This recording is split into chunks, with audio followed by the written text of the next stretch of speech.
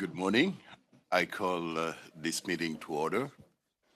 Welcome to meeting number 82 of the House of Commons Standing Committee on Veterans Affairs. Aujourd'hui, excusez-moi, nous commençons une nouvelle étude sur We're beginning a new study today on the transition to civilian life. Today's meeting is taking place in a hybrid format according to the standing order. I would also like to invite our witnesses and the members to be very careful when they take the floor, not to move the earpiece to the microphone, because this can cause interference, and our interpreters are here to support us, so we have to be careful as to their health. However, a reminder that any comments must be addressed to the chair.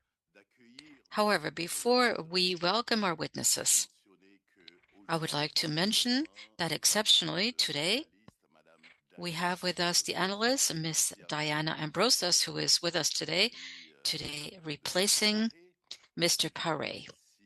As well, I would like to welcome Ms. Heather McPherson, who is replacing Mr. Blaney. Welcome to Ms. Lisa Hefner. Now she's an official member of the committee. So welcome. So I would like to welcome our witnesses. Et tout d'abord, pour l'heure et demie, nous avons avec nous du ministère. For the hour and a half, we have with us the Department of National Defense, the Commander Daniel Bouchard, Canadian Armed Forces Transition Group, Canadian Armed Forces, and from the Department of Veterans Affairs, the Assistant Deputy Minister, Mr. Stephen Harris, from the Service Delivery Sector. With Mr. Harris, we're welcoming Jane Hicks, Acting Director General, Service Delivery and Program Management, as well as Mr. Mark Owa, Area Director, Central Ontario. So for each of the groups, you will have 5 minutes to deliver your opening remarks, after which time the members will be able to put questions to you. Let us begin with the Commander of the Department of National Defense, Mr. Bouchard. You have 5 minutes. Please go ahead. Thank you very much, Mr. Chair. My name is Commodore Daniel Bouchard, Commander of the Canadian Armed Forces Transition Group. I would like to acknowledge that we are gathered here on the traditional territory of the Algonquin and Anishinaabe Nation, and to take this opportunity to remind myself and everyone here with our commitment to meaningful reconciliation with Indigenous leaders and people across the land. First of all, I would like to thank the committee for your interest in better understanding the transition process and support that we provide to our members as they make the important decision to take off their uniform. This is an important topic because, first and foremost, we have a duty to take care of our people who put service to Canada before self. Personnel, I can assure you that I'm committed to ensuring our members receive the supports they need during this important life change. More specifically, within the Department of National Defense and the Canadian Armed Forces, I am responsible for military career transition, which provides services to serving or retired members, healthy, ill and injured members, and families of the deceased member. Given the unique nature of our jobs, sometimes our members become significantly ill or injured. Whether their injury is physical or mental, they may require enhanced support through our return to work program, transition within the Canadian Armed Forces, or to post-military life. That is one of the reasons why Strong, Secure, and Engage in 2017 directed us to create the Canadian Armed Forces Transition Group. My organization delivers personalized, professional, and standardized casualty support and transition services to Canadian Armed Forces members and their families to enable seamless transition and enhanced well-being. This includes special attention to those who are ill and injured personnel, their families, and the families of the deceased. I am proud to inform you that the Transition Group will be reaching full operational capability by 1 April 2024, becoming the default transition process for all regular force members transitioning out of the military. And we are currently in the process of extending our services to members of the Primary Reserves, Cadet Organizations, Administration and Training Service, and Rangers. That means that all the 27 transition centers located across the country will integrate one-stop centers where releasing members and their families use the applicable services we offer, delivered by trained professional staff who will provide a personalized transition experience to each member. We recognize that each individual of the Canadian Armed Forces has their own unique experience and identity factors that need to be considered.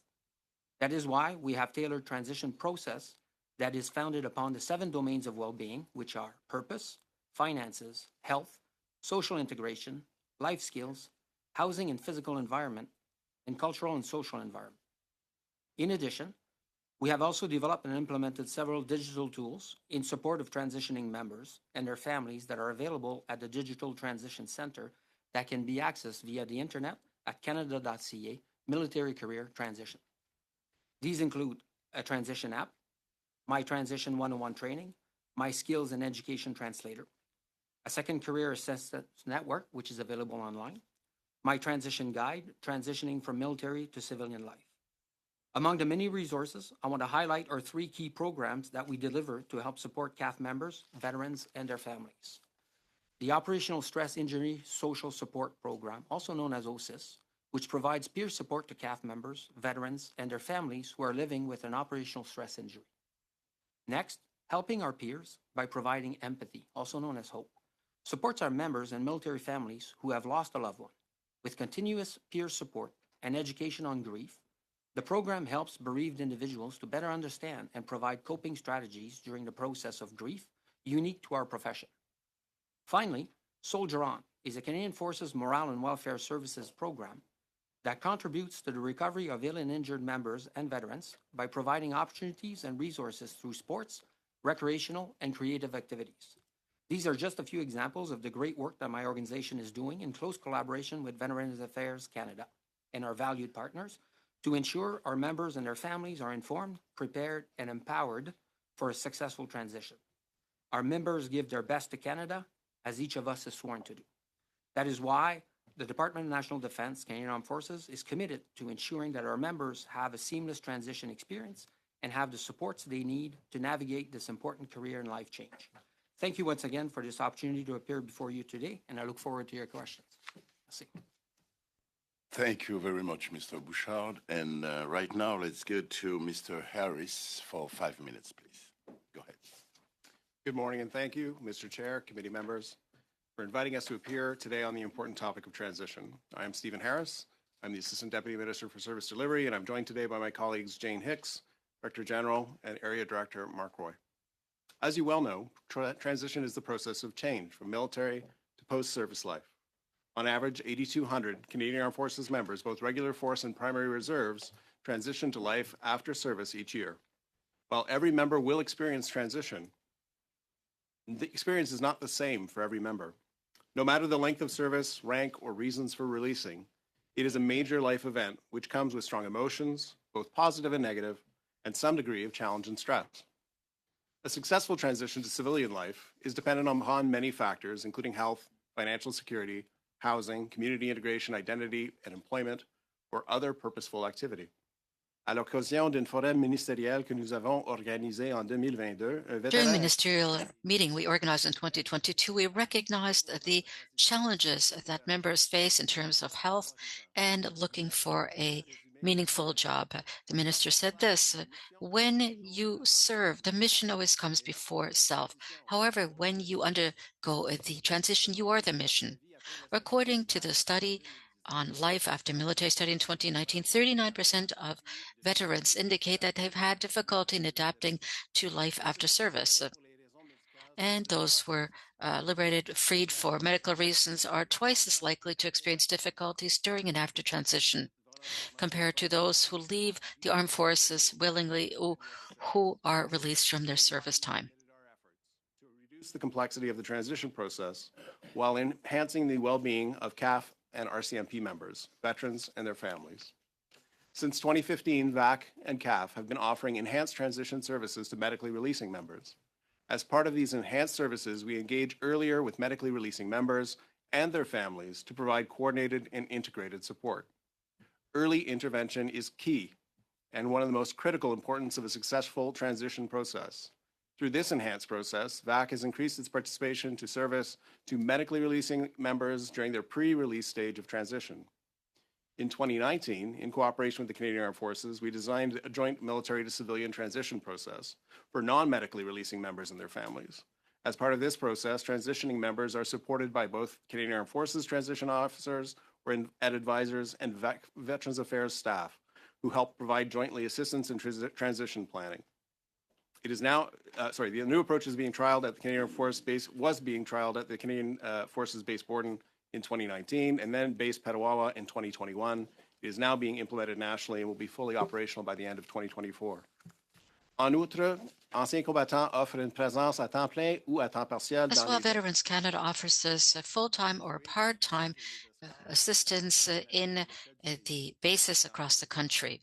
In all of the centers, Veterans Canada offers transition services, more specifically transition interviews, as well as awareness-raising seminars and information seminars.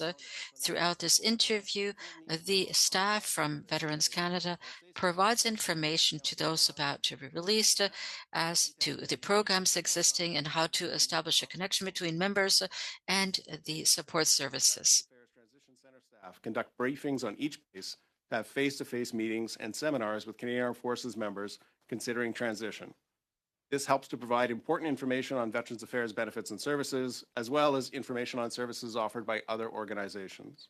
Transition training is available online in the form of My Transition 101, which is recommended for all releasing members and covers a diverse range of topics.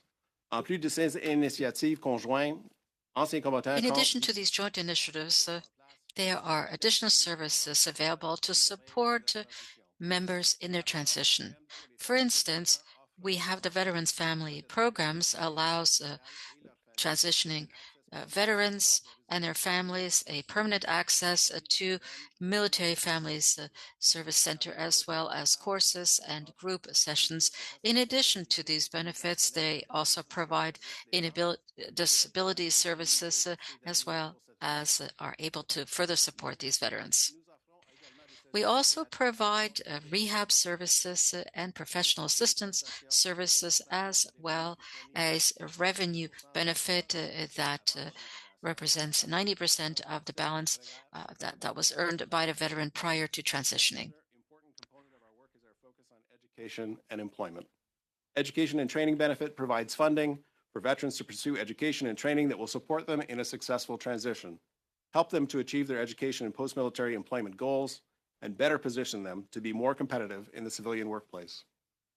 We also offer career transition services, which include help with career counseling, resume writing, and job search assistance. In collaboration with the Canadian Armed Forces Transition Group and ESDC, the Employment Group's Job Bank, veterans can search a job bank specific to them to help them find a new career. Veterans Affairs has used LinkedIn, and the group has approximately 5,000 members and has generated an average of 8,700 quarterly engagements, as well as a series of webinars to provide direct connections and employment opportunities, which have attracted 2,000 to 3,000 veterans and transitioning members. Veterans Affairs continues to improve service delivery by enhancing digital tools and increasing early registration. Our objective is to deliver a standardized, personalized, and professional transition support that empowers Canadian Armed Forces veterans and Royal Canadian Mounted Police members and their families after transition. Thank you very much. We look forward to your questions. Thank you very much, Mr. Harris. And I'd like also to welcome veterans in the room, because we have a few here.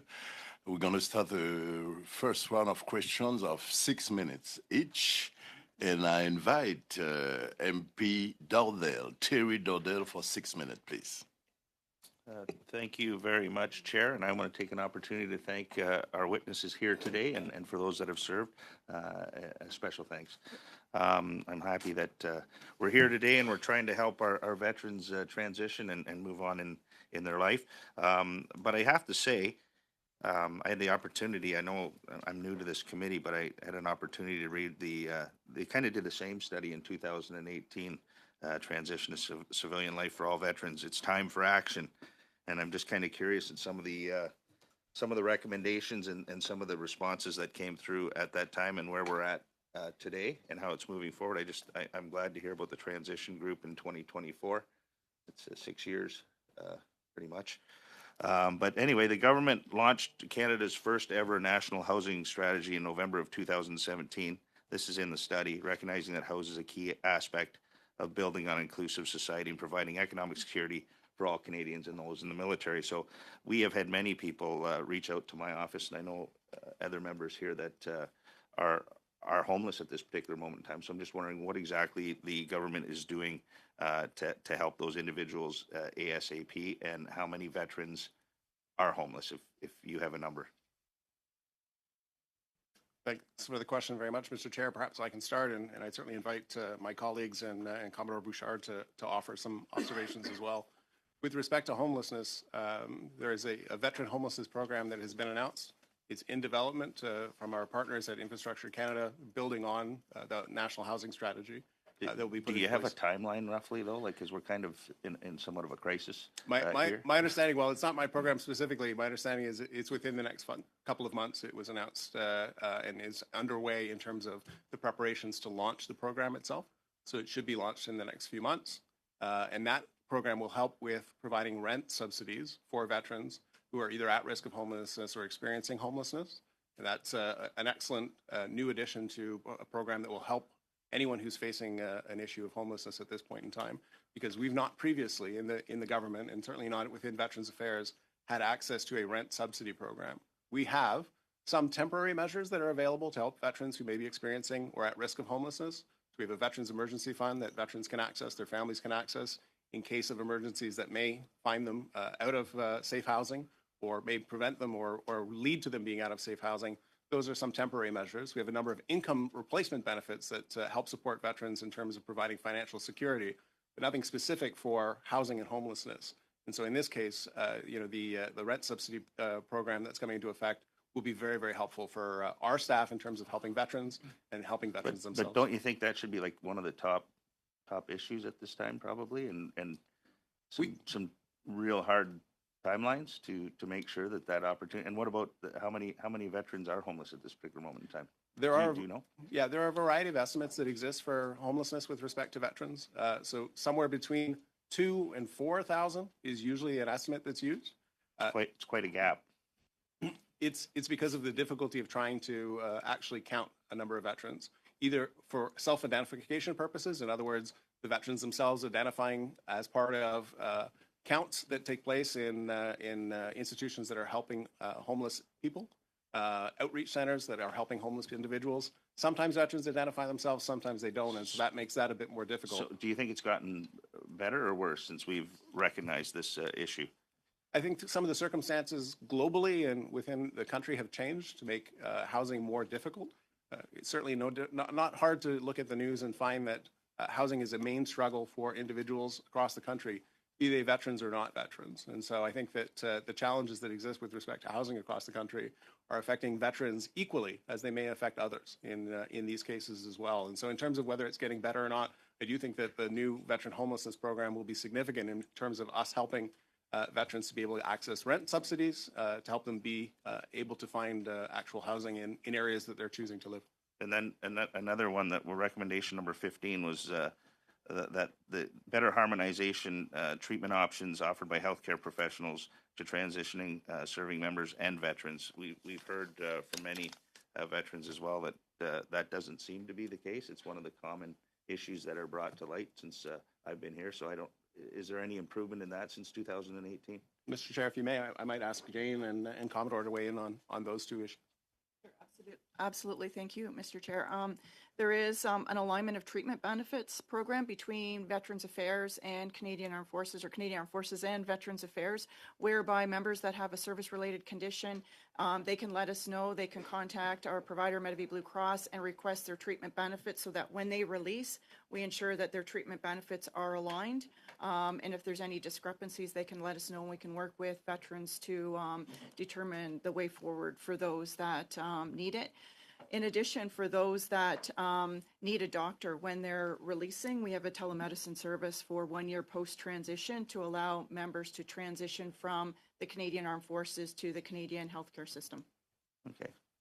So it's just, I don't know why we're getting so many people that are coming forward that are just, I don't know if it's confusion or what it is, but it doesn't seem to be, from what I'm what I'm experiencing here in the committee doesn't seem to be improving itself at all. So I don't know if you want to look at, but I just, like I say, I just want to say the 2018 report, like, is there metrics that we have in some of the suggestions there that you've came back with your government response and says that you will monitor some of these issues? Like it doesn't seem like there's a whole lot of numbers to a lot of the questions that we ask often on here. Like you said, like how many veterans are, any of the questions we have, it doesn't seem like we get numbers very often. So I just don't know why that is. Like, why don't we get numbers when we're looking at all these reports all the time? It says we're going to work on it, we're going to try. We got a new committee going out, but whatever you're looking at to try and solve, there should be numbers that show that we are moving ahead, that we are becoming more successful. I haven't seen those. In 15 seconds, please, if you have an answer. Certainly, data is a challenge, there's no question, but we do have data on telemedicine. We do have some data on the number of individuals that are accessing alignment of benefits. Again, awareness is a challenge, and we recognize that not everyone is aware of that, and that's why with our work on transition services, early intervention is key, trying to let members know what's available to them, how to access it, and our benefits and services. So there seems to be a lack of communication sometimes. Mr. Dodell, I'm sorry. Okay. Thank you. We have Thank to you, Mr. move Chair. on. Thank you. So now I'd like to invite MP Randip Sarai for 6 minutes, please. Thank you, Chair. Thank you to the witnesses. We heard a lot about the importance of ensuring that transition to life after service is to be as smooth as possible. Can you talk about the new military to civilian transition process? Maybe we'll start with you, Mr. Harris, or anyone on the panel. Thank you very much, Mr. Chair, for the question. Yes, the new military to civilian transition process is working with our partners to deliver a professional, standardized, but also a personalized transition for all of our members, but also the families. It's putting them at the center of the transition process. It's a 5-step process that goes from when you make that decision, understanding your decision to transition, preparing a plan, as in all of our missions in the military, the plan is important, undergoing the training for it, execution of the actual transition process, and during which time you can adjust the plan accordingly, and then going for a successful transition to civilian life. It's done across the 7 domains of well-being to facilitate that planning process and to establish the plan itself and the mitigating factors when there's some issues that need to be looked after. Thank you. Mr. Roy? Yep. So from a Veterans Affairs perspective, the transition, we work hand in hand with our colleagues at the Canadian Armed Forces as a part of the continuum of transition. So when we start working with our members at the time as they're transitioning, we start working with them to identify any potential benefits or services that they may need when they move on to the civilian life. But at the same time, we also work with them to identify any potential risk or potential barrier to transition that may impact them. So at that point, that's where one of our veteran service agents may work with them to offer benefits and services. And if we find that they are going to need more hands-on working with the veteran, we'll then offer case management services with them, just so that we can ensure that transition is smooth and that the veteran receives the services and benefits that they need in an opportune time. And then how is the new transition process different from the services that Veterans Affairs was previously providing to support transition? Thank you for your question. For the difference, the main difference, I think, is that previously the focus on transition was really on ill and injured, and also others, but not in such a formalized way. Right now, it's all releasing, so it includes the ill and injured and those that are non-medically releasing, and that is the biggest difference. And that's roughly, depending on the year, kind of 75 to 80% are the non-medical releases. So it's a more coordinated approach. We get systematically notified when members are releasing with the stand-up of the transition centers and transition advisors. Back staff are co-located in teams at the transition centers. So it's a much more coordinated approach than in the past. And then there's some post-release follow-up that wasn't in place before. Thank you. I also think there's a gap from non-medically releasing, and you just were alluding to that, Canadian Armed Forces members who underwent a largely administrative process without support. Is the new military to civilian transition process addressing the gap, and if so, how? Thank you very much for the question, Mr. Chair. It's really by working closely, as Ms. Hicks mentioned, with the transition advisor. So the newly established process for the transition advisors, they will develop the plan for the members and their family to be in a better position to assess that transition process. Transition advisors will also ensure that the members and their families, they know what services that are available to them.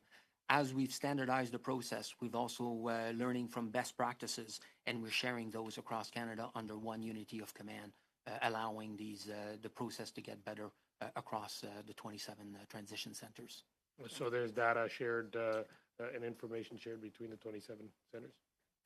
My next question is in terms of spouses. Are spouses given transition assistance on when they're going from CAF duty to being a veteran? And if so, are there any vocational programming for them, or what kind of transitional services would spouses and their families, children, etc., get? Okay, in terms of spouses, I think it all starts with the transition process. So the information, the transition interviews is intended for the military members and their families or spouses. So they're certainly welcome to attend and participate in the process. And then they can attend the transition interviews. If members, when they're releasing, are not able to access rehabilitation, for example, then a member or a spouse may participate in the vocational rehabilitation or vocational assistance program. We also have career transition services that are available for serving members and their families, veterans, and spouses. That is for pre-release, post-release. So it can assist with job finding assistance. It can assist with resume writing and things like that. As veterans or members are moving across the country, sometimes they need that extra assistance. So that is available.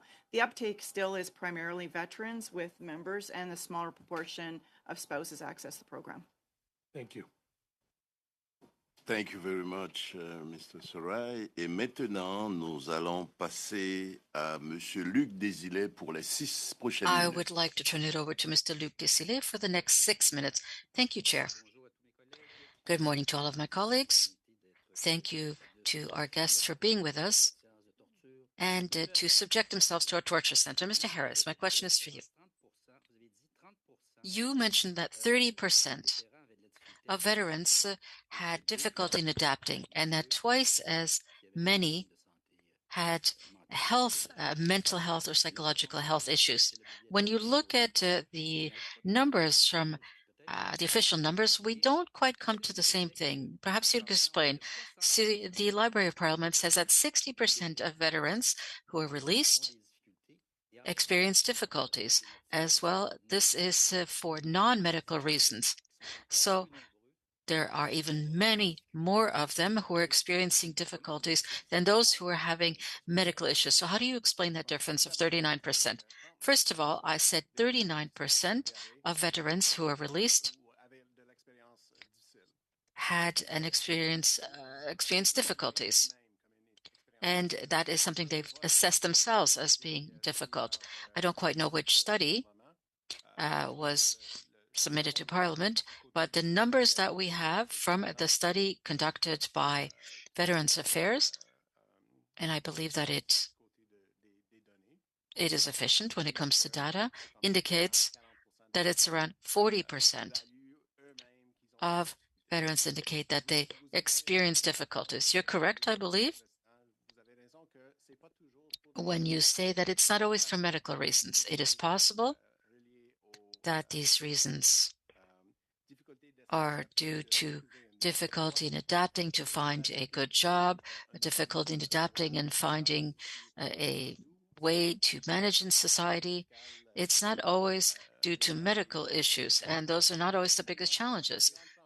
Sometimes it may just be a major change. So I sense that we're going to take up all of my 6 minutes. So you'll agree with me in saying that it's far more than 39%. That is, people who are finding it difficult to live in society. I wouldn't say that it's very difficult, but yes, it is true that it's tough for them. It's more than 39%? I don't know. All I can do is refer to the survey that I have access to.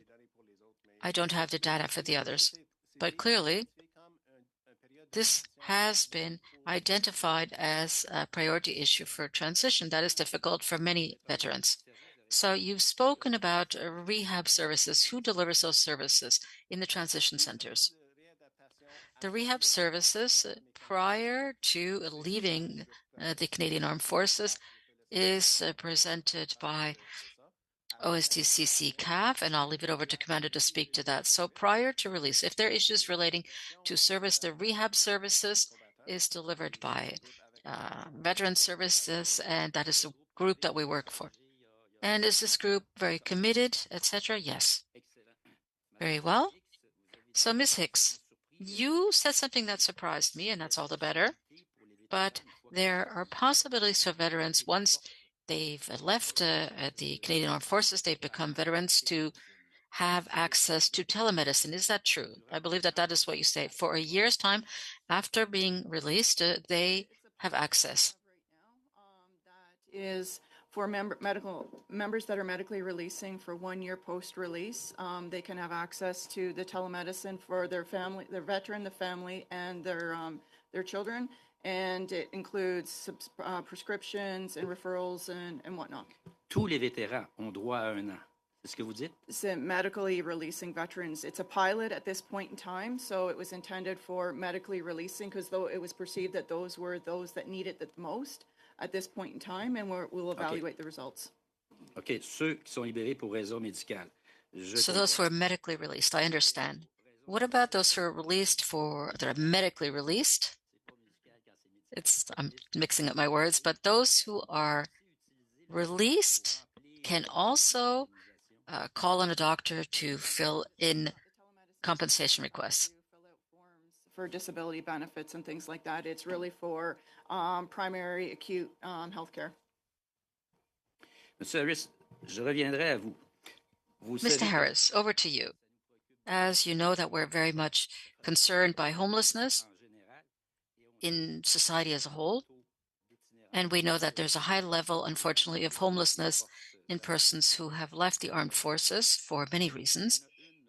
However, there is one that we discovered in the last few years that we looked at more closely, and that is the difficulty in obtaining benefits that they are entitled to. Again, we've spoken about the backlog, etc., but at a certain point, they give up because it is so long. So where are we at right now with the backlog in benefits, and more specifically, men, women, French, English? I don't have the exact details, and again, I'll have to find them, but where we're at with the backlog is that for those who've waited more than 5 weeks, it's about 5,000 files now. That represents a major drop compared to the 23,000 we had 3 years ago. So we have a 5,000 number of backlogs where it takes longer than 5 weeks. So what was the date of that? That was the last quarter. It had ended in December. What about French English? Absolutely equal. The same is true for men, women. There have been some minor changes in 1 or 2 weeks, all depending on the time period, but it is equal in terms of the timeline. Thank you very much. I'd like to turn it over to Ms. McPherson. You have 6 minutes, please. Thank you to the witnesses for being here. My light is not lighting up, but I think we're okay. Well, and I'm a new person to this committee, so please forgive me if my questions are not as clear as they need to be. I am a granddaughter of a veteran, and of course have many family members who have been in the service that we're all very, very proud of. I also have many constituents that are veterans of our armed forces, and in fact, I think today about one of my constituents, Charles Scott, who really struggled when he left the military and continued to struggle for a very long time within Veterans Affairs with PTSD, with other health issues that he had, and he did not feel that there was a good transition for him. So I'm happy we're doing this study. I of course always wonder when we do study after study whether there's action that follows through with those recommendations, but it is good to see this. And Commander Bouchard, I have some questions just for you.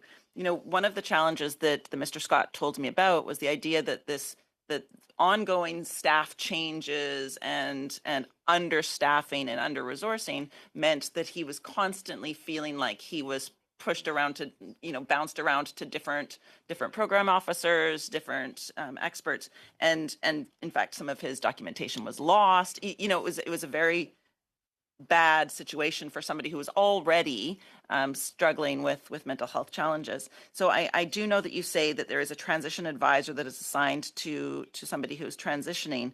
What steps are put in place to make sure that is adequate, that there is not that bouncing of people and veterans around from person to person, so that they feel a little like they're not being cherished or not being valued? Thank you very much, Mr. Chair, for the question.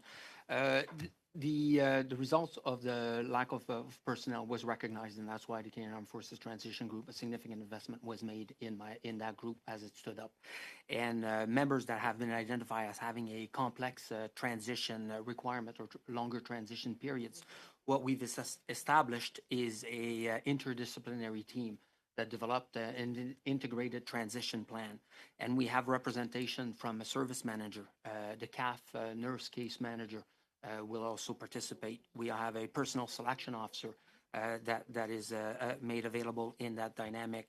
We have, it was referred to earlier, the long-term disability voc rehab counselor that participates, members from Veterans Affairs Canada, chain of command, even the family liaison officer. So it forms this genesis, this committee, to make sure that the needs of the individuals and their families are met.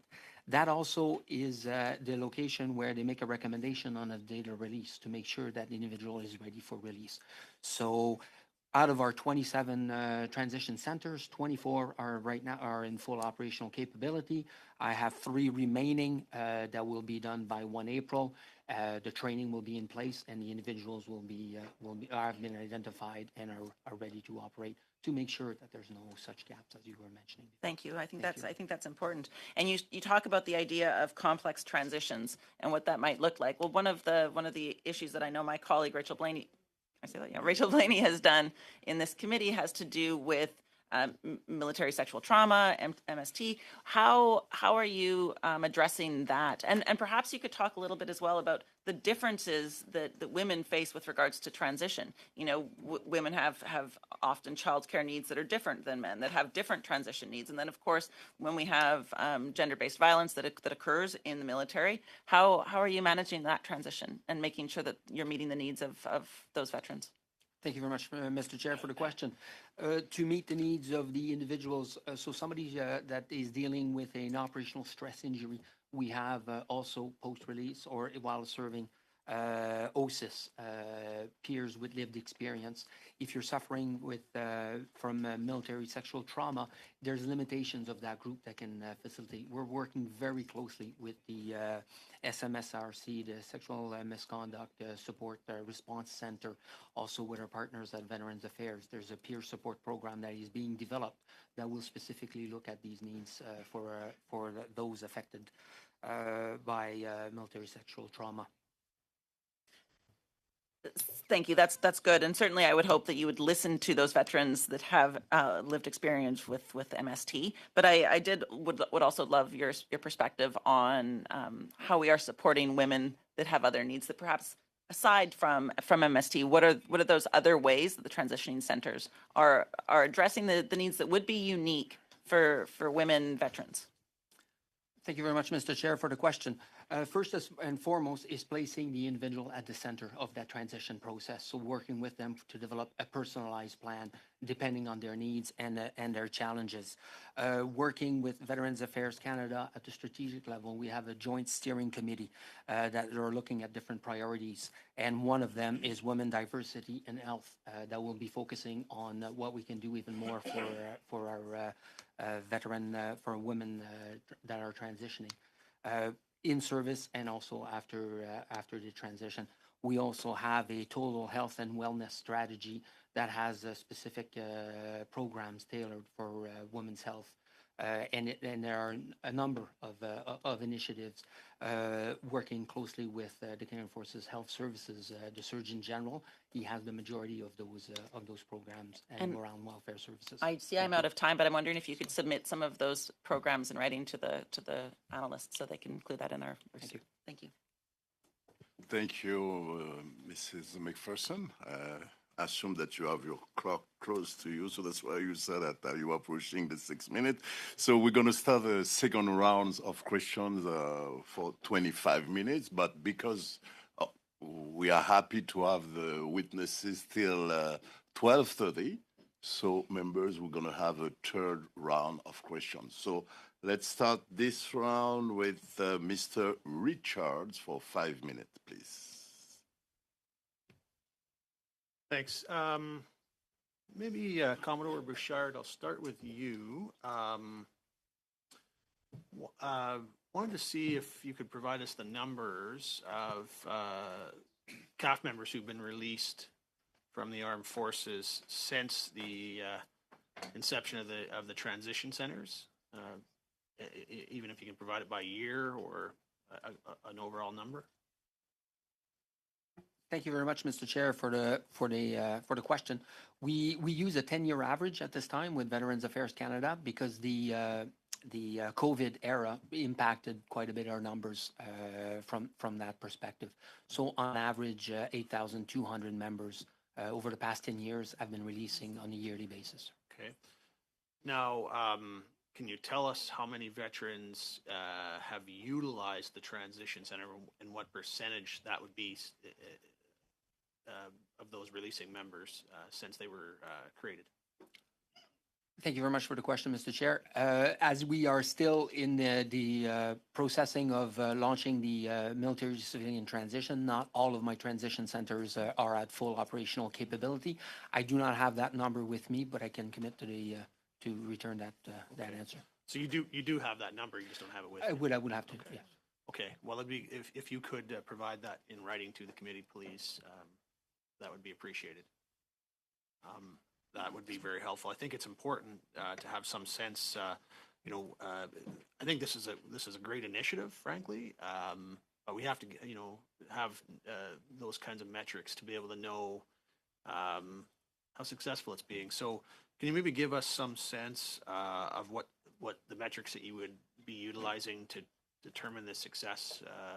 I know that there's only been a limited period of time, and then they're not fully set up, but obviously it would be good to get some sense as to what their success has been in terms of something that would give us concrete numbers in terms of metrics.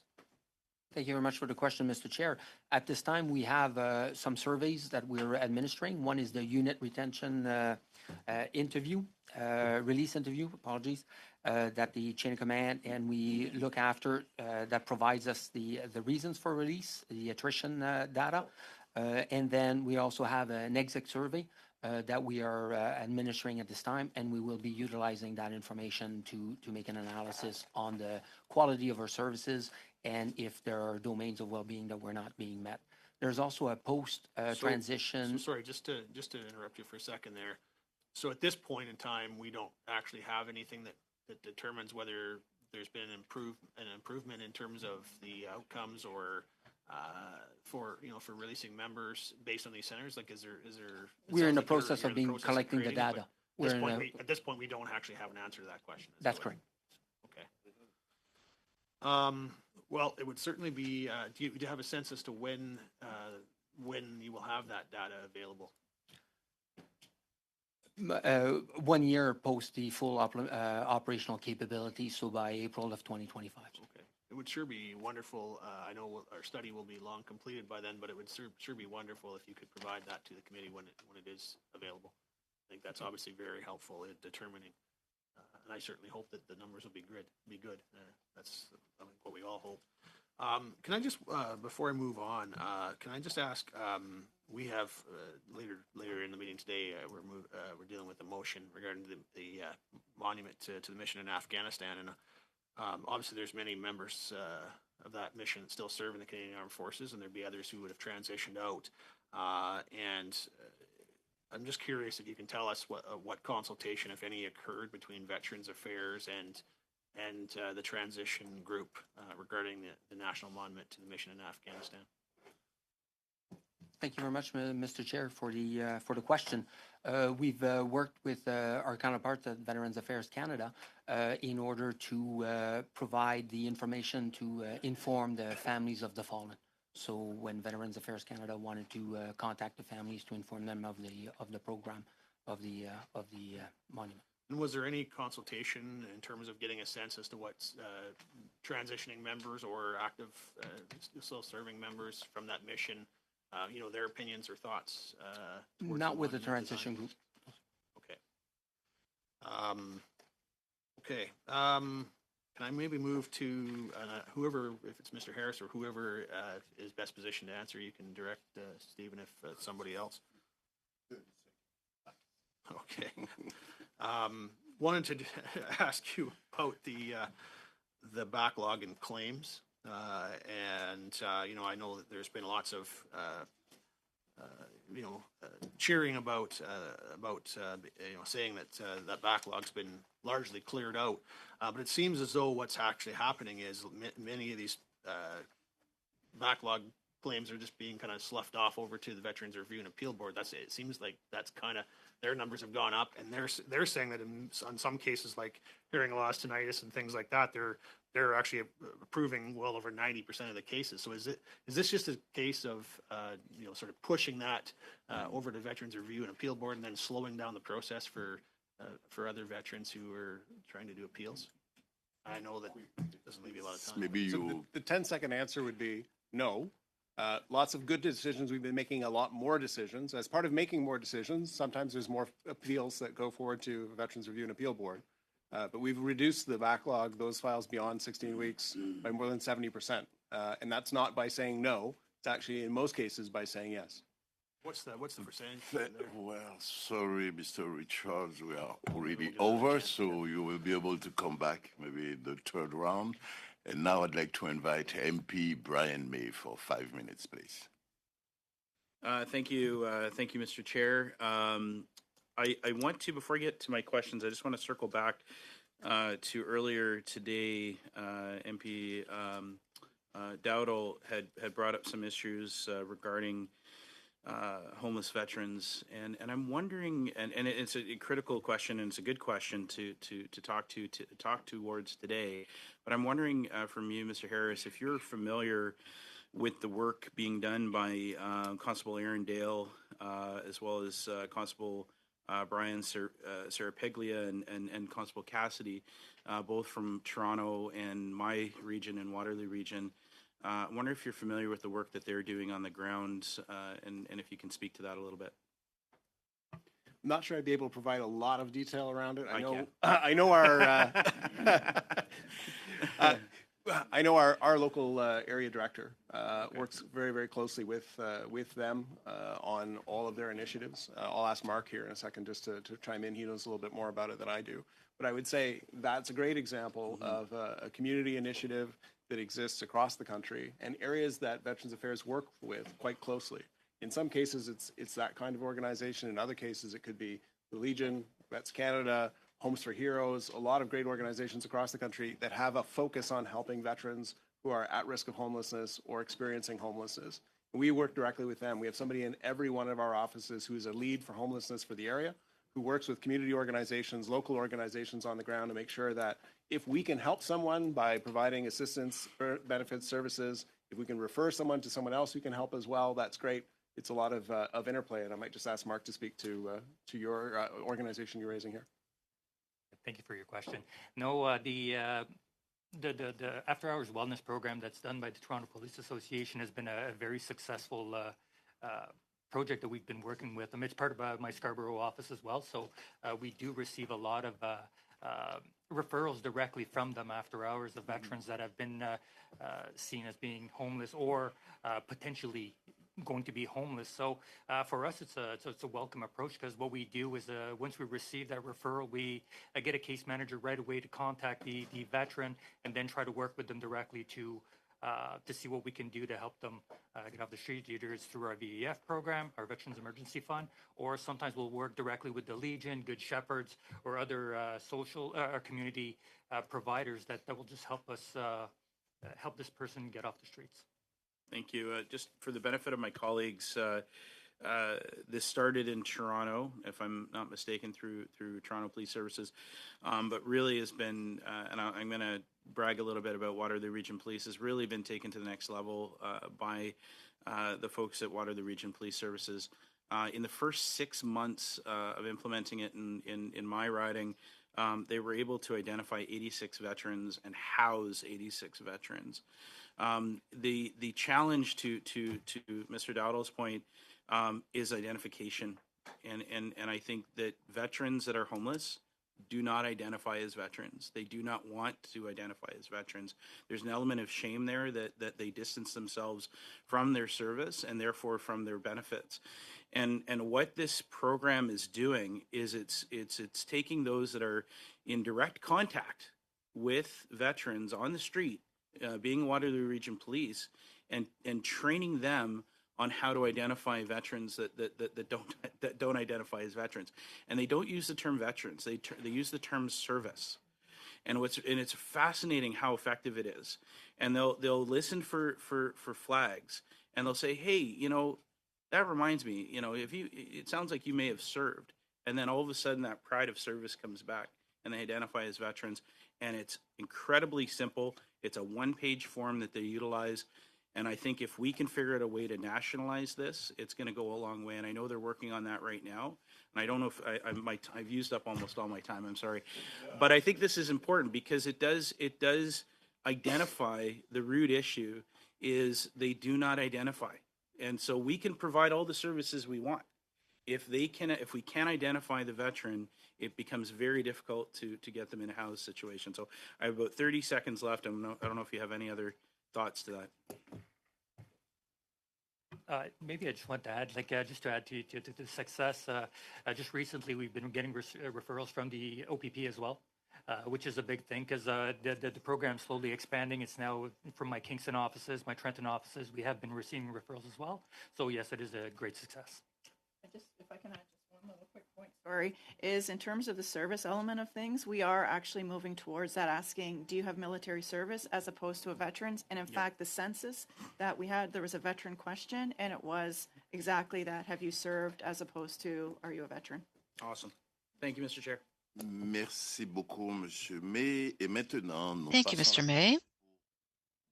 Now, for 2 minutes and a half, I would like to turn it over to Mr. Luc Desilets. Thank you, Mr. Chair. Mr. Harris, did your department step into the fray of the monument debate to have the decision changed? Mr. Desilets, the question that you are addressing always has to be directly tied to the study, as we've just seen. Yes, I know I'm stretching the elastic just a bit. Again, Mr. Harris, you indicated that it was difficult to obtain numbers on homelessness, but the most recent report from Statistics Canada gives us a clear picture, does it not? A number of reports were conducted, including on homelessness. It's always a challenge to accurately establish what the numbers are. I'm sure that with the recent census and with the identification of veterans during the census, we'll obtain better numbers. But it is difficult as to do this with this group of population. As your two colleagues have indicated, it's always a challenge to identify veterans. But do you believe that there's an increase in homelessness in veterans? I think there is increased homelessness across the board, unfortunately.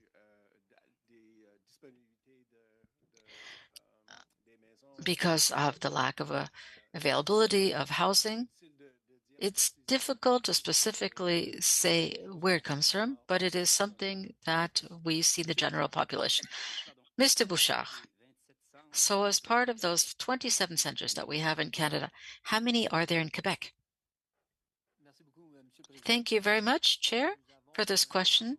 We have a center in Valcartier, in Bagotville, as well one in Saint-Jean, and a satellite operation with Montreal. So outside of Quebec, is the service delivered in both languages? Thank you for your question, Mr. Chair. Yes, the service is always delivered in both of the languages for all of our service members.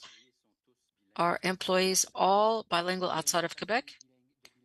They have the ability for bilingualism in the transition centers. What does that mean? Not all of them will be perfectly bilingual, but some will be able to deliver the service in French. Thank you, Mr. Chair. Those are my questions. Thank you, Mr. Desilets.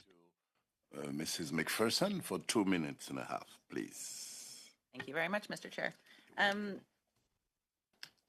Again, thank you for the information you're providing. It's been very helpful. And I'm reflecting a little bit on what my colleague, Mr. May, was asking, and just some of the research that's been done, I guess, on how we support veterans. We know a lot of the research is done in the States. Of course, they have a significantly larger pool. But I am wondering how you're doing research, how you're getting information. What is that commitment to doing research on the needs of transitioning servicemen and women?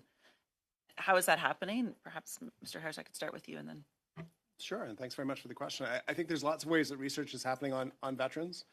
Within Veterans Affairs Canada, we have a research division. I will tell you that it does not have extensive amounts of money to be able to go out and conduct large-scale research, and so we want to be cautious about that. However, we do work with a number of institutions and research institutions that are focused on studying transition and research and issues with respect to supporting veterans. So the Canadian Institute on Military and Veteran Health Research, CIMVER, the Veterans Affairs Canada helps fund 2 centers of excellence, one on PTSD, it's known as the Atlas Institute, and there's one on chronic pain as well through McMaster that helps to support things that study and help both men, women, and others who are going through transition, looking at what their process is, looking at what barriers they may have, and looking at what supports might be needed as well. And we work with Health Canada on a range of other studies that take part in particularly health domains around what may affect veterans in a particular way. And now, as I mentioned earlier, the census now includes a veteran identifier, and that will provide us with a wealth of information around the status of veterans in Canadian society and how they're feeling. And how are you ensuring that the perspectives of Indigenous veterans, women veterans, veterans from minority groups are being adequately, their needs are adequately being met? I think it's a wonderful question, and we were just speaking earlier with some of the folks who are here in attendance around some new initiatives that have been set up within the department. We've had an Office of Women and 2S LGBTQIA+ in place for a number of years now that do direct outreach with those particular communities. We've recently set up an Indigenous veterans outreach team as well. Those groups, in terms of the Veterans Affairs groups, are going out and meeting with stakeholders, interacting with individual veterans to understand what their experiences are, what we may be able to do from a Veterans Affairs Canada perspective to help them individually and collectively in terms of what their needs and how their needs may be different from those of other veterans. Commander Bouchard, any comment you'd like to make on that as well?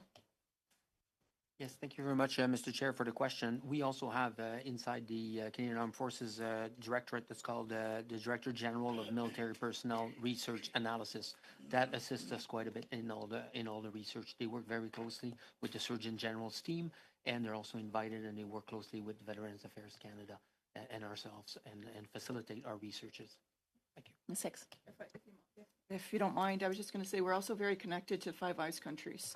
So there's a research body that works with the Five Eyes countries, and they share research and whatnot. So they are connected in the international community with respect to veterans and transition. That's great. And I guess one other question that maybe I'll do this with you, Commander Bouchard. In terms of how you're communicating this with veterans, like Excuse me, Mrs. McPherson. Am I out of time? It's 2 minutes and a Oh, half, shoot. so I'm so goes sorry, fast. but you'll have a chance to come back in the third round. And now I'm pleased to invite Mr. Fraser told me to take the floor for 5 minutes, please. Thank you, Chair, and I would like to thank the witnesses for coming today. For those that have served, Commander, for your time today. Chair, through you, and I'm going to ask this question because it's one that's swirling around in my mind after hearing a bit of the testimony and piggybacking on my colleague, Mr. Dowdall's comments from earlier.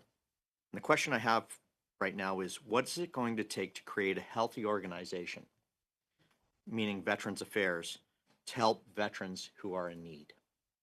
And I'm asking myself this question because I want to know what it's going to take to shorten the span of time from recommendations that come from here to implementation. I ask that question because Mr. Dowdall earlier on brought forward a report from 2018, a seamless transition to civilian life for all veterans. It's time for action. 6 years ago, it was time for action for vets that were homeless. And so, Mr. Harris, earlier on, you shared with us that there is going to be an announcement, a launch in the spring. So this is 6 years later that we're going to be having a launch for something that was identified 6 years ago. But part of this recommendation, or this launch, if I understand, is that money is now going to be allocated from Veterans Affairs to the Infrastructure Bank, which is another layer of bureaucracy and holdup for people who are homeless and in need. And so I want to know what it's going to take for us when we complete our reports here to be able to shorten the span to help people who are in need. Thanks very much. Mr. Chair, I'd offer a couple of things since the question kind of spans a couple of issues. First and foremost, I want to be clear, the money is not coming from Veterans Affairs to go to infrastructure.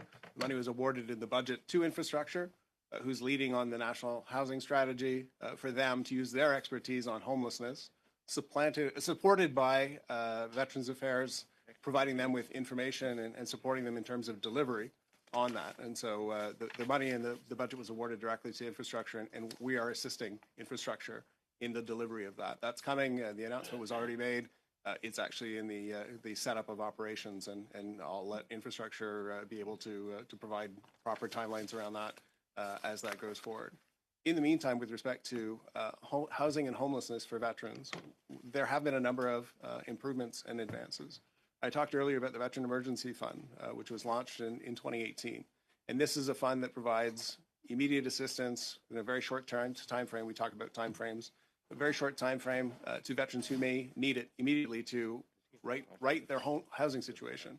It is only short term. However, I know we've helped more than 300 veterans from a housing and a homelessness point of view using just the Veterans Emergency Fund alone. That's just one new thing. The second part, as you said, is certainly the issue of how quickly we can make decisions and get assistance to veterans. In terms of supports and services from decision making, reducing the backlog actually is a significant assistance for veterans in terms of getting decisions, getting access to programs, services, and money. It will help them on that front. So that's a second piece. Income replacement benefit for those veterans going through rehabilitation program is another way. 90% of their pre-release income is another way of helping people from preventing them from experiencing any kind of homelessness. Okay. With respect to the recommendations of the committee, be they previous studies or not, we do very seriously take the implementation of those recommendations in case. They don't always come with specific targets, in terms of either the recommendations or the support that's issued in terms of a response to the committee. But I can tell you that we take those recommendations very seriously, and we do try and implement them to make improvements and offer improved services to veterans and their families. Thank you, Mr. Harris. I just, for myself, it's my confidence in this committee being heard and seeing implementation of recommendations that we've worked hard for to help people that are in need. And that is where I'm coming from.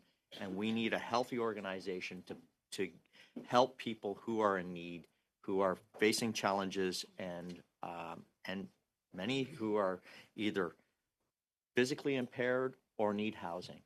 And so that is where my line of questioning has been coming from. Thank you. Quick answer, no? Please, Mr. Harris. I would completely agree. What we want to do is make sure that the Veterans Affairs Organization is in a position of opportunity and strength to help veterans. There have been a number of programs and services added. There's been increased staffing for us to be able to ensure that we can deliver the services to veterans in need. We have more veterans coming to us than previous times, and we've wanted to make sure that we're in a position to respond to them, be they from case management perspective, from them submitting a disability application, from them having a range of programs to support them in their transition as well. Thank you very much. And now I'd like to invite MP Lisa Hefner for 5 minutes, please. Thank you, Chair, and thank you to all of our guests for being here to answer these questions today, and also to the veterans in the room. We appreciate that you're here to listen to these deliberations today. I am also new to this committee, so I don't have maybe the background knowledge that some of the other committee members have.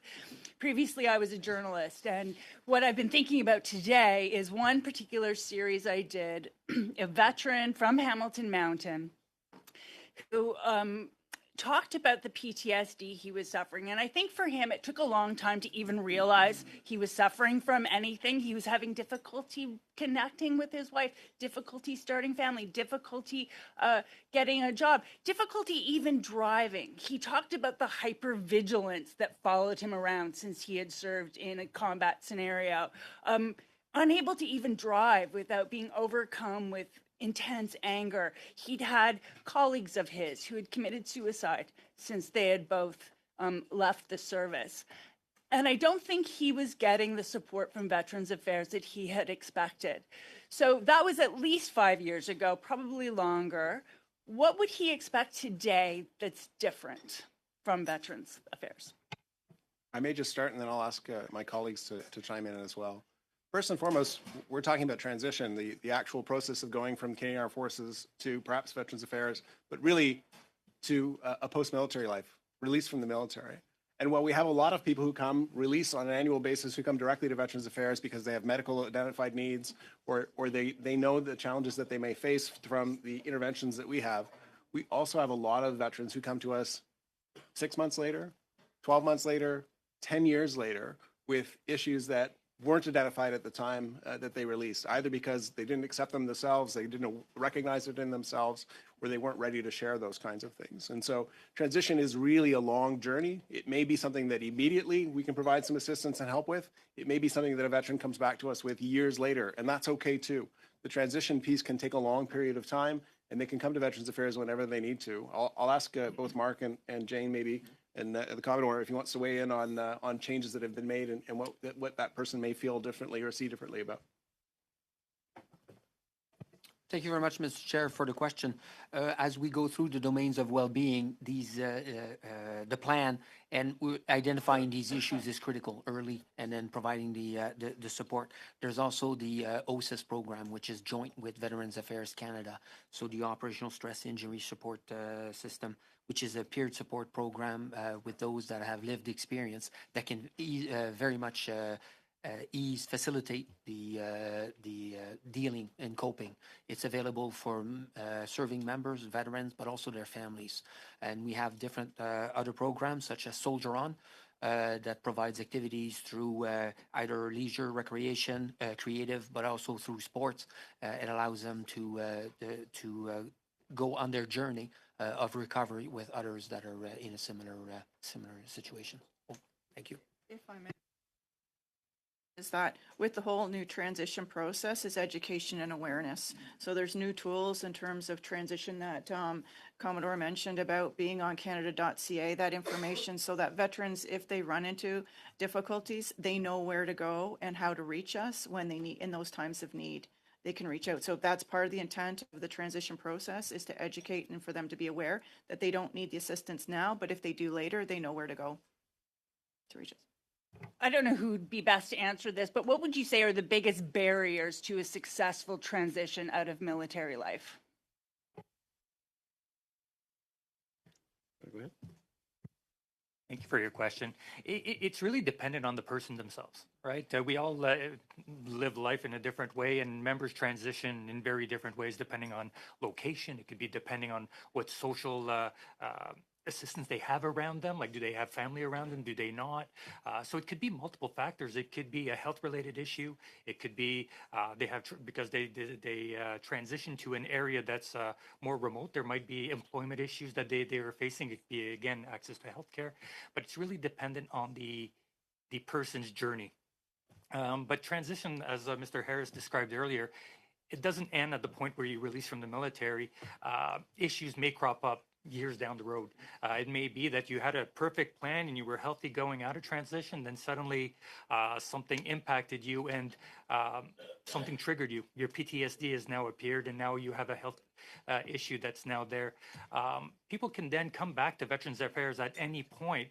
It might be that you talk to a veteran service agent at the start, but through an assessment, we then find out that you have more barriers that are impacting you. So at that point, we will work with you on setting goals of how to make you have a successful transition. So that's what we do just to assist.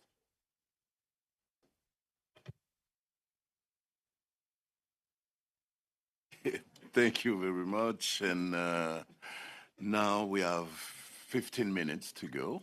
And I'd like to invite Mrs. Kathy Rogenthal for 5 minutes, please. Mrs. Rogenthal. Okay, thank you, Chair. Thank you so much for being here. I really appreciate it. I have a question around the comment on an average on the attrition over the last 10 years in light of COVID. And of course, the skewing due to COVID, I assume, was due to the fact that we had a change in expectations for vaccinations for armed forces. So just wondering if you're aware of how many serving members were released due to being declared unsuitable for service with their misconduct in choosing not to get the COVID vaccine. What were those numbers that made the spike? Thank you very much, Mr. Chair, for the question. At this time, I do not have that information readily available with me. But there would be a number. Are you able to get that number? I will see if the number is available. Yes.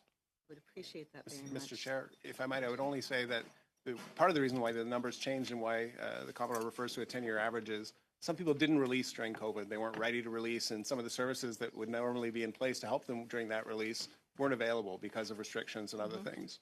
And as a result, some people stayed in the Canadian Armed Forces a little bit longer, and that might be part of the reason for the change in average. Sure. So you'd be able to tell how many were due to that rationale or reasoning and how many were due to being dismissed, not because of the change in the COVID vaccination policies over that course of 21. I think the Commodore's indicated he's going to try and get that information, and the rest is part of a flow. All right, I appreciate it. Thank you very much.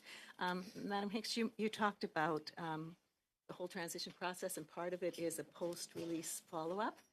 I was curious about that, if you could tell me a bit more, because we often hear from veterans, it's literally a decade before they come to grips with the fact that they need assistance, and that's long past that initial transition period, which of course is really important. I'm not making light of that for sure. I'm just wondering, how long after you help them with that transition do you actually do that follow-up, and how are you keeping in touch? It seems there's so much difficulty in keeping track of these wonderful folks. So how exactly do you do that? There's a couple things that happen. First of all, we're notified of their release. Once they go through a transition interview, then there's like a screening tool to identify their risk of release, whether if everything seems that it's fine, then they're lower risk, and those that are medium and higher, then they'll be scheduled for a 30-day post-release follow-up.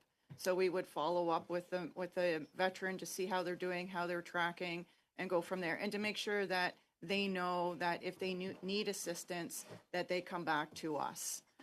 That's typically how we approach it, that they can come back at any point in time through the contact with the local area office, MyVac account. A lot of members and veterans have access to MyVac account and secure messaging, so we get a lot of messaging that way, or through our contact center. Okay, so this is the transition centers. At what point do you say, okay, we're done with this whole process, now you're accountable, or you're in communication with VAC?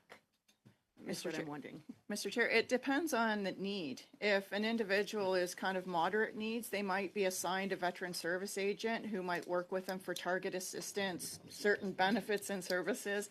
And then if there's higher needs or more complex needs, they would be assigned a case manager, and the case manager would work with them until such time as they don't need that service any longer. It depends on the individual circumstances. There's not one size fits all. Go ahead. Just to add to that, and to answer your question a bit, we also do a lot of outreach in the community. So we visit our local Legion, we talk to other partners within our areas, just so that we show that we're out there, so that members know that they can come to us. Right. I know recently we just went to the Sault Ste. Marie area with a team. We invited the community to come over so that veterans can come and get their questions answered personally. So these would be individuals up to how long after leaving? So like when we talk about that decade of silence before Could be at they any come. time. Okay, thank you. I appreciate that. I have time for one more. Oh, wonderful. Okay. I have a question here. I don't know if any of you can answer it for me or not, but I'm going to put it forward. In regard to the external review that took place in regard to those who chose not to take the COVID vaccine, the Chief of Defense has that information available to him. However, he doesn't have to follow up on the recommendations. And I have a note from spokesperson Jessica Lamarand. I'm not sure if I'm saying her name correctly, but it says, the CAF forms its decisions on vaccination by considering the most up-to-date medical evidence and advice, the current federal posture, and the need to be operationally ready in terms of both force health and ability to act in an environment where any vaccine-preventable illness is a hazard to individuals and the mission. Can you define for me, what does that mean, the current federal posture? What is that? Does anyone know? I wouldn't be able to offer an answer on that, no. Okay, thank you. Thank you very much. And now, for 5 minutes, I invite MP Sean Casey, please. Thank you very much, Mr. Chair. In preparing for the meeting, we get a briefing note from the Library of Parliament. And as I go through that note, I see a bit of an alphabet soup of programs and services and organizations involved in the transition process. Let me just list my question at the end of it is going to be, how can you reasonably expect someone that's going through an important chapter in their life to figure all this out? The service income security insurance plan, operational trauma and stress support centers, operational stress injury clinics, integrated transition plans, second career assessment network program, integrated personal support centers, transition centers, the Veterans Affairs Canada Rehabilitation Program, the Income Replacement Benefit, the Military Family Resource Centers, the Couples Overcoming PTSD Everyday Program, and the education and training benefit. Now, I understand that all of these things, all of these programs, all of these benefits serve a function, but it just strikes me that it would be overwhelming for someone at that stage in their life to try to get their head around all of it. How do you do that? Can you tell me what efforts are made and what's your level of success in educating people through all of those things? I realize that all of them have merit. It's a bit overwhelming. Thank you very much, Mr. Chair, for the question. It is indeed a complex system, ecosystem. So the first and foremost is the earlier the better. We're doing an outreach program with the chains of commands and the units to advise them to come in and participate at the Second Career Assistance Network, for example, the SCAN seminar. And most, as you know, in the military, will understand it in our acronym, in our world of acronyms. So the SCAN seminars, they will attend those, and the intent is to have the information available for our members, and they should be participating as early as possible throughout their career. But generally speaking, at least 6 months. I would prefer 1 year out to follow the different training that's available, to come to grasp with the actual process of transition, and then to understand your sense of purpose and to develop that plan as you proceed. And then the last 30 days, having that dedicated for the transition itself, but it really is 6 months prior that you should be looking after all of the various. And there's also it's important to recognize that not everybody will require as much assistance, and a lot of these programs will be couched. If you're a medical release, then here is a list of programs that are available to you, and the transition centers are there to support the member and the family through that process to make sure that they understand all the programs that are available. And at the center, as was said before, we're co-located with Veterans Affairs. Legion will participate also, so we have many resources that can facilitate that process for our members. Anything to add on the backside? Go ahead, Mr. Harris. If I may just add, and I think Commodore did a great job of kind of capturing it. They're all linked to the member's point. They're all linked. There are all important elements that they serve in each of these programs, and they're all safety nets. And so the key point and takeaway here is the member's not asked to do this on their own. They're asked to do this in concert with representatives of Canadian Armed Forces, Veterans Affairs, in transition centers and outside of transition centers for veterans who may need to come to us from that point of view.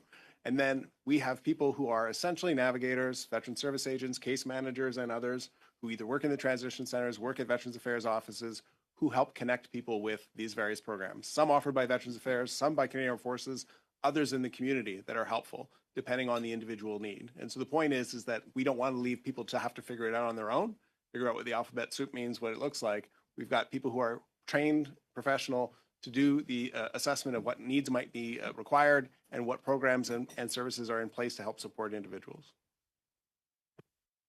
Thank you, Mr. Kessy. Et maintenant, Monsieur Désilets, vous avez 2 minutes et demie. Now over to Mr. Désilets. You have 2.5 minutes. Thank you, Chair. Perhaps I'd like to begin by making a quick comment before I ask my questions. And it echoes what we just heard.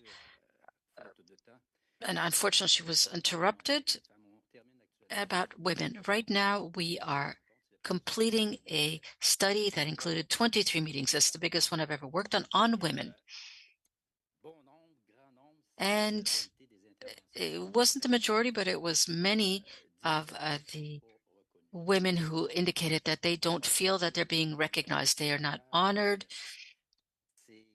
in terms of their merits.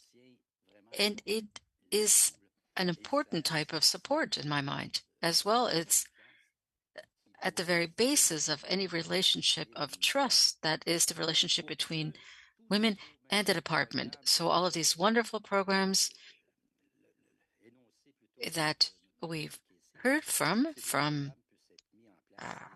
our colleague Casey, for them to yield results, this is important. So that was my comment. And when you see the report, well, unfortunately, there are not many positive elements in that regarding women.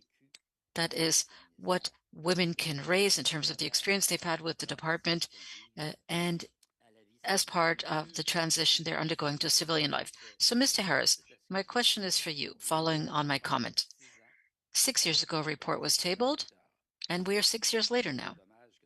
It's always unfortunate that it has been in the system for so long, but what happened to that program? So what is contained inside this program? Mr. Chair, are you speaking about the transition program? It's not exactly a program as such, rather it's a process, quite frankly. And the process is supported by programs and persons who are in Veterans Affairs and D&D to help veterans who are transitioning. So it's not really a program in and of itself. Rather, it's work that is conducted in partnership for all to make sure that everything exists to support veterans and their families. So why are we still here? Because again and again, it's an improvement process. There isn't an actual end. We can't say, yes, we've completed everything in terms of transition. There will always be elements that we can improve on and change.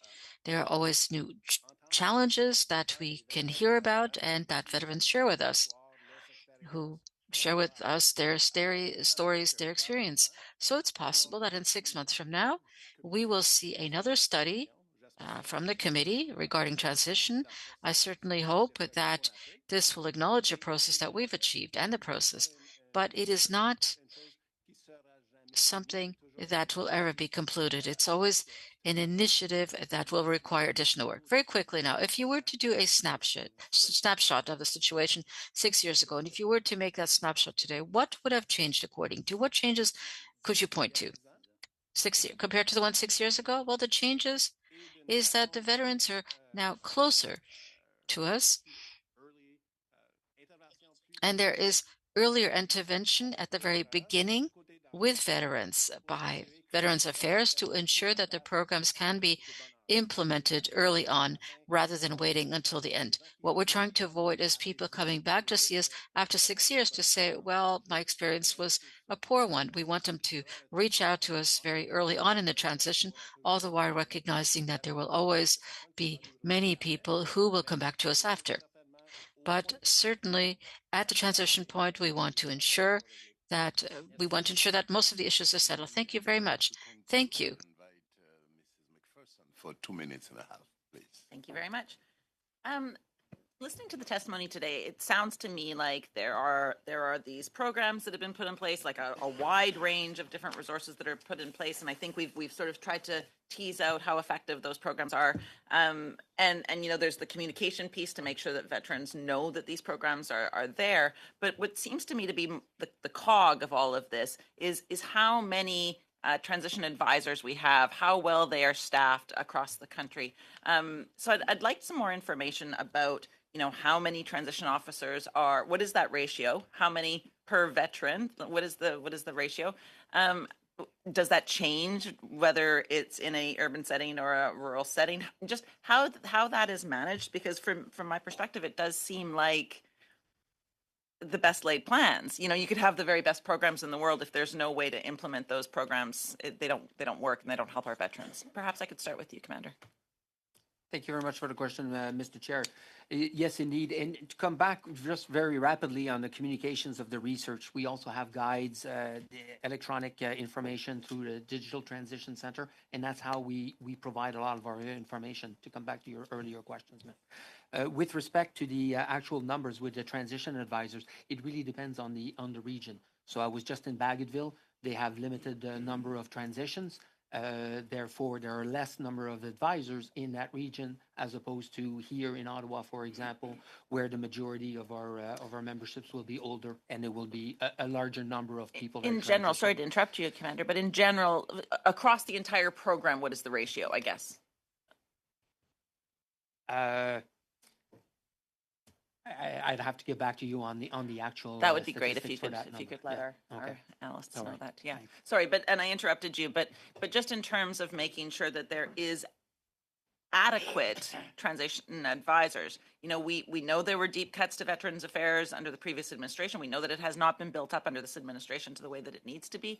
How do you feel that you are doing in terms of having the adequate ratio in place? We've been working very hard. Thank you, Mr. Chair. We've been working very hard for the to establish the process and having the transition centers fully operating. And then we'll be taking approximately a year to evaluate how those services are offered. We started to do some small changes internally, but at this time, the needs of our members are met with the current staffing, with the plan that was in place. Merci beaucoup. Donc, alors, c'est ici que prend fin notre première partie. Thank you very much. This ends our first part of the meeting. We will now move on to the second part of the meeting regarding the motion tabled by Mr. Richards.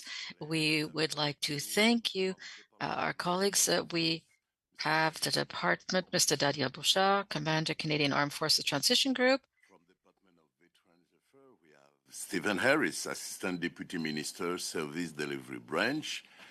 Mrs. Jane Hicks, Acting Director General, Service Delivery and Program Management, and Mr. Mark Waugh, Area Director, Central Ontario. So we're going to take a short break and for 5 minutes, and we're going to come back. So la réunion est suspendue.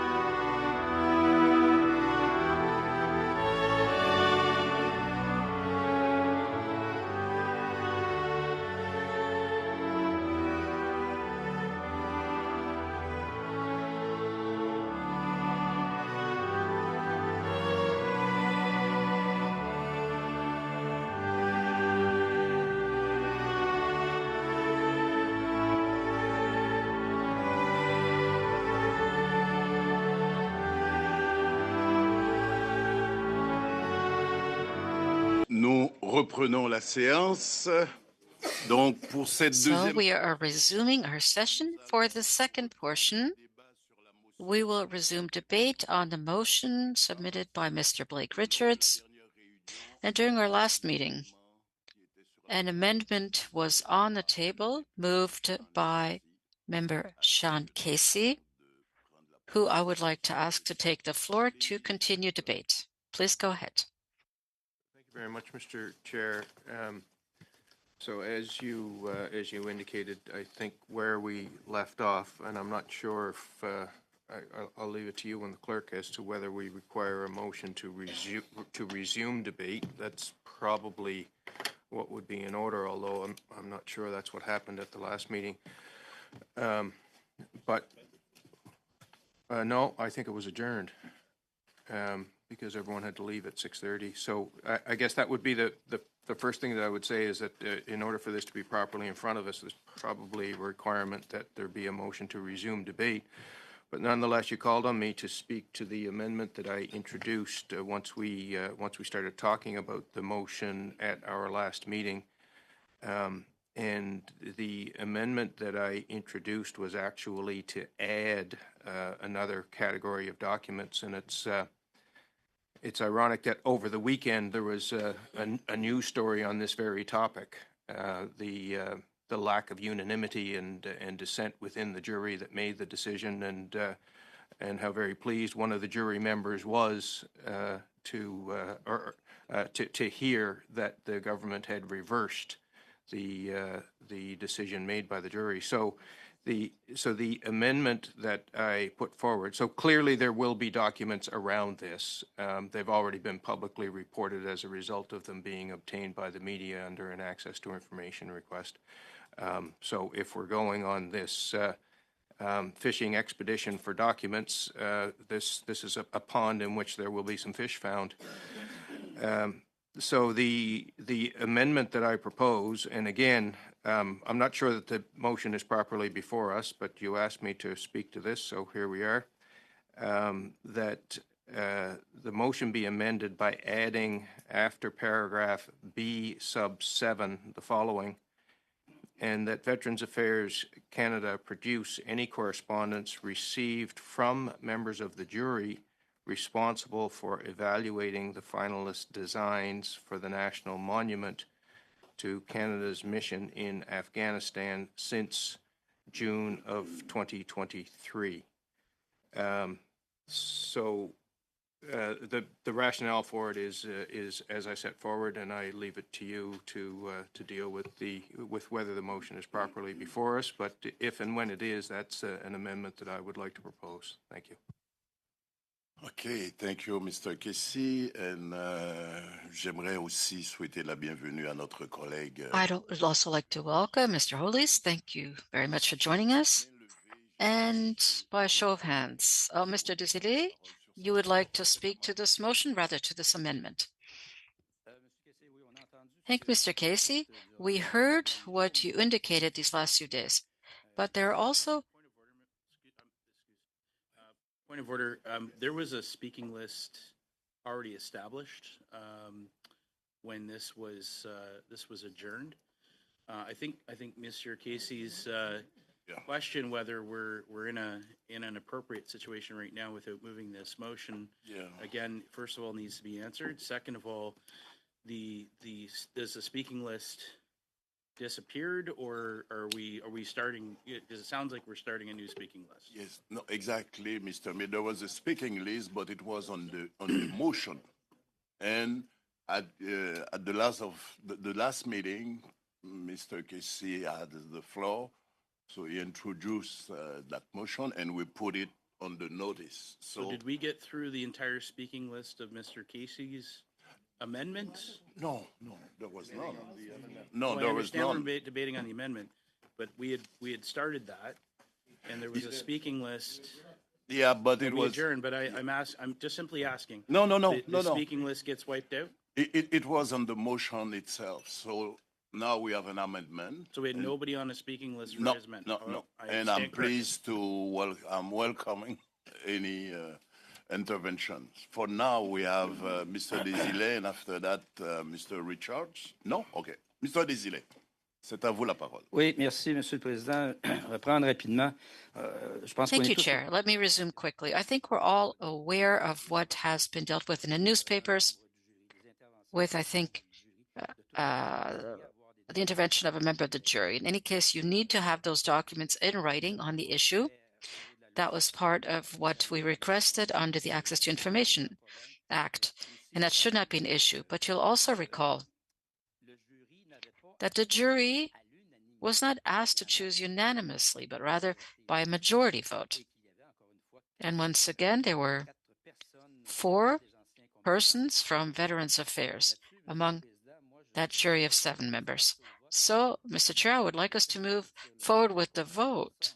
And so I don't want us to be deferred again. It's already been 2 months since this motion was tabled. Merci, Monsieur Desilets. Thank you, Mr. Desilets. Would anybody else like to speak to complete this debate? Mr. Sarai, Mr. Casey. Thank you. I think it's important, this amendment by Mr. Casey. We've had recent reports that there was a perception that the jury was unanimous in its opinion. It turns out it was not. It turned out it was not. And in fact, one of the lay veteran representatives on that jury was dismayed at the decision, and it would be good to understand why and what their opinions, especially being veterans. And as we saw, most of the survey results preferred the Stimson design by the Indigenous designer. And I think, in fact, there was a quote, if I wish to share that, it was like, woohoo, you made my year, you made my decade, Mr. Windsor said, who was one of the jury members, and I think that was in the records and some of the correspondence going back and forth. So I think it's very important to understand how they deliberated, were the interests of the veterans or the views of the veterans taken into consideration, what artistic representation best reflected a veteran and a veteran's contribution and sacrifices to it. So in support of Mr. Casey's amendment, I think it's very important that we include those documents. Thank you, Mr. Sarai and Mr. Casey. Juste très rapidement, j'appuie l'appui de M. Desilets. Very quickly, I support Mr. Luc Desilets' comment on this amendment because he said throughout the debate in the House that the support for decisions rendered by juries was unanimous. And today, however, he said that that was not the case. But this underscores how important it is to have these documents. Thank you.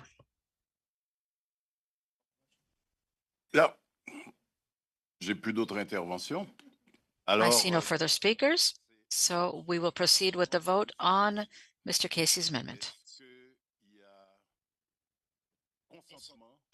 Do we have consent to adopt Mr. Casey's amendment, or would you like us to move forward with a recorded vote?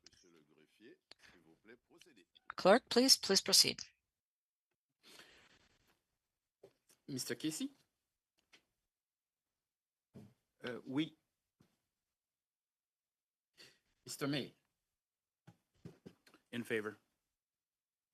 Mr. Miao? In favor? Mr. Sarai?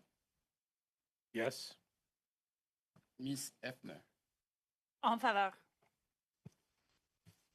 Mr. Dodo? Against. Mr. Richards? Opposed. Mr. Tolmy? Opposed. Ms. Wagento? Opposed, we're aware of that information. Not a problem. Opposed.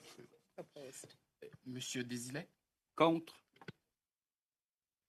Ms. McPherson? No, opposed. Nays? 6. Oui. Non. 6. Yes. 5. Oui. 5. Merci. Donc, l'amendement de Monsieur. Thank you. Mr. Casey's amendment is defeated. I have Mr. May.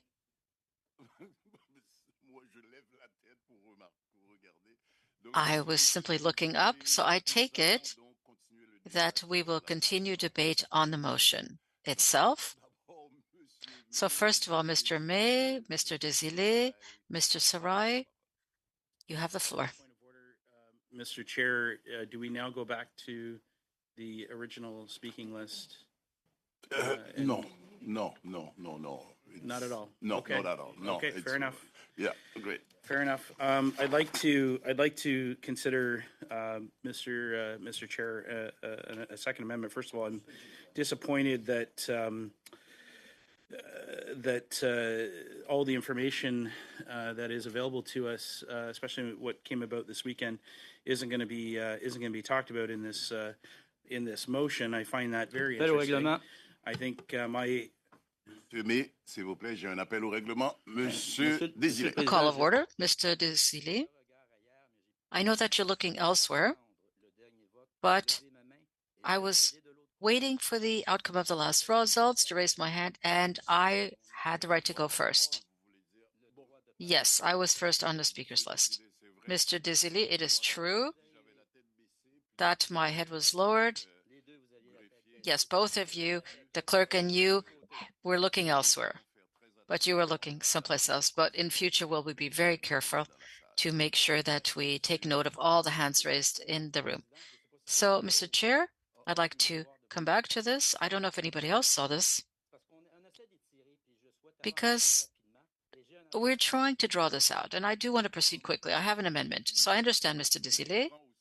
I do understand, because you're not on Zoom. You're here in the room with us.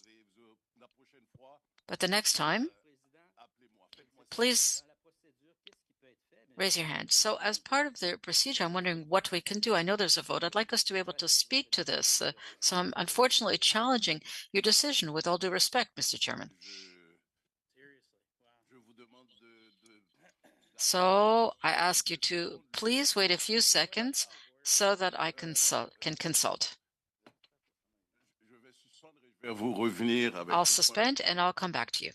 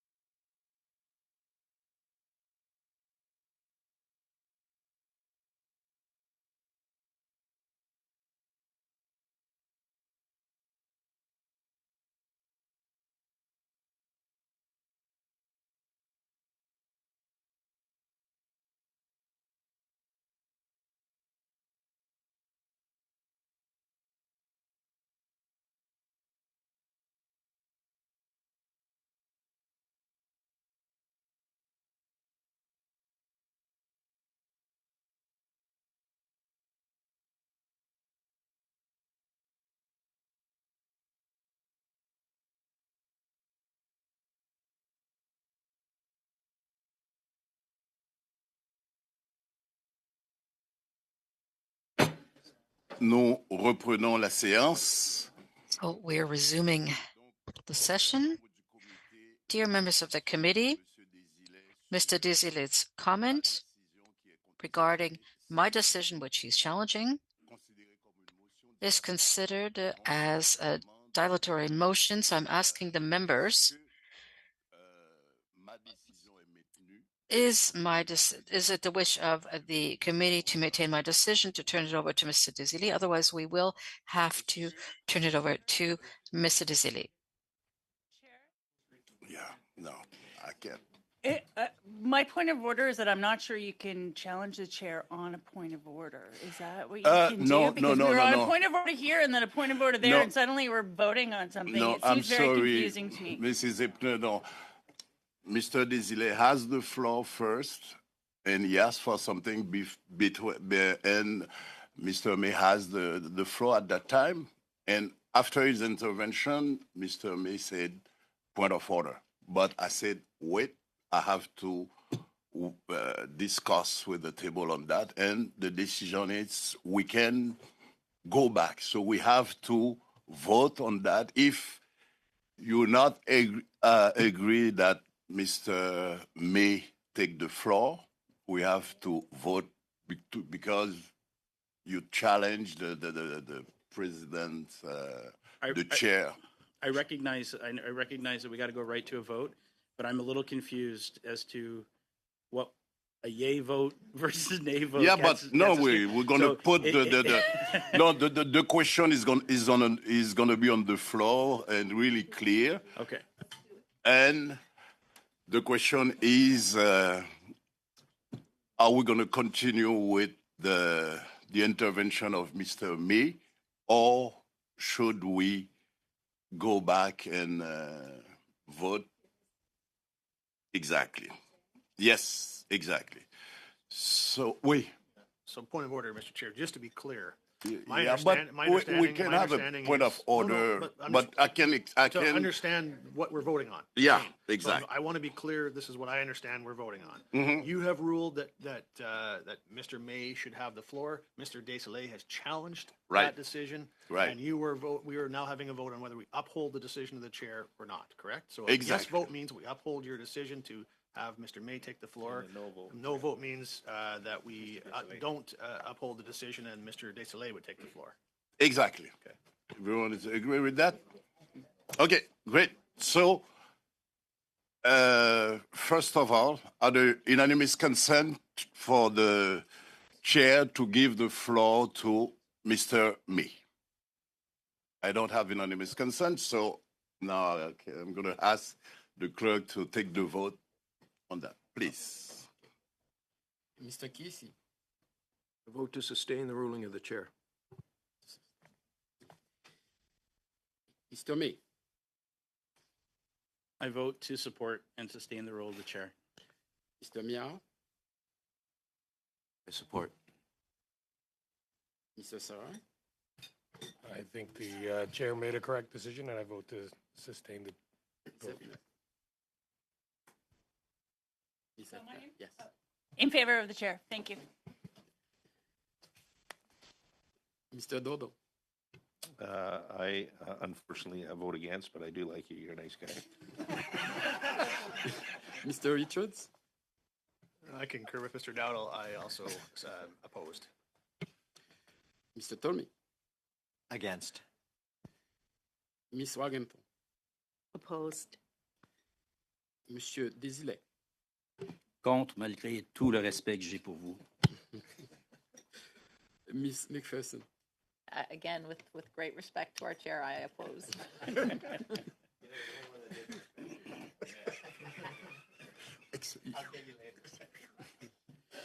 Yes pour 5, nays contre 6.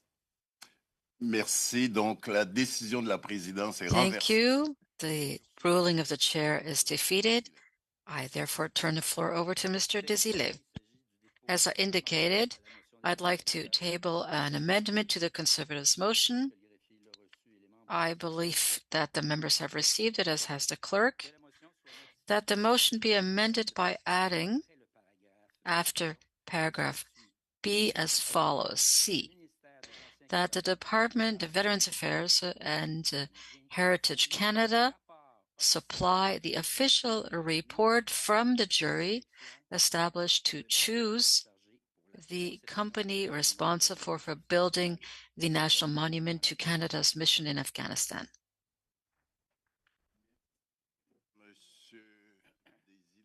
Mr. Desilets, and on my list, thank you, and Ms. Lisa Hepner, Mr. Brian May, and Mr. Sarai on my list. Thank you, Chair. I would like to request the amendment in writing, please.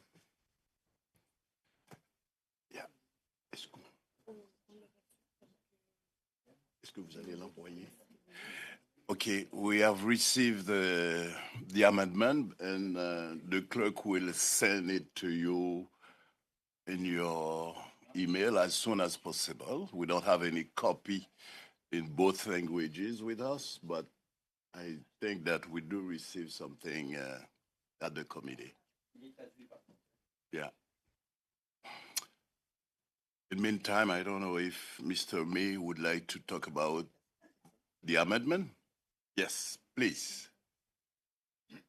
Thank you, Mr. Chair. I too it was a bit fast for me in the translation, so I'd like to see it written written out. It sounded fairly reasonable in terms of what it's asking. I do think that the more information that we can gather on this from different angles makes sense. But I do want to see this written out, or maybe Monsieur Desilets could repeat it a bit slower for us to be able to consider. I think that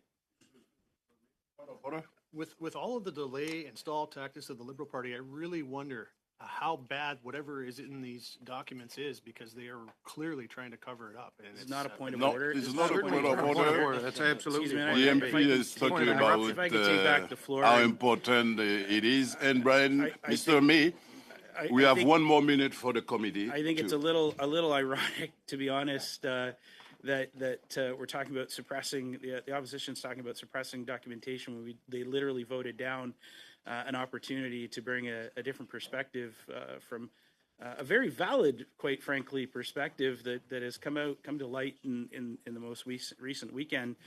In that. No, I'm sorry. This is about the interference of the Prime excuse Minister's me. office, It's and already this is the fifth time they've delayed excuse the me. vote on this. Excuse me. Fifth time. It's Not a point of already, order. Mr. May. You have the floor, but it's already 1 o'clock. So we have to stop the meeting, and I'd like to know if members are. Can we have unanimous consent to continue the meeting for another 20 minutes? No, we don't. So I'd like to say thank you to everyone, and thank you to our analysts, our clerk and technicians, and meeting adjourned.